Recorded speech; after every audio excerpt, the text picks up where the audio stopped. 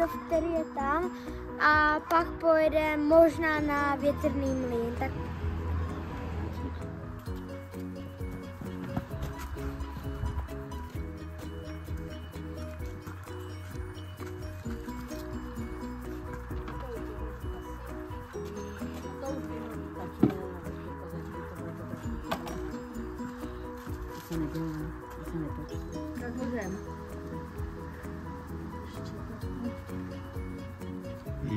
Jareček u Márnice.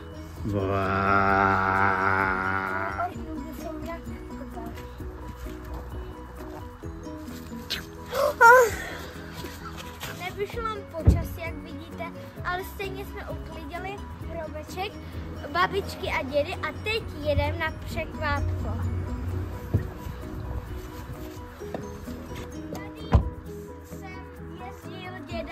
Jara na prázdniny k babičce a dědovi a moc se mu tady líbilo.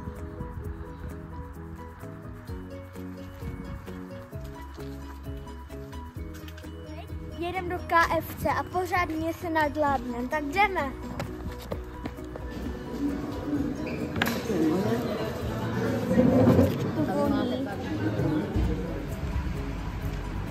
Takže byli jsme teď v KFC, já jsem se pořádně najedl a teď jdeme jenom se podívat po obchodech a pak půjdeme domů. Takže ahoj!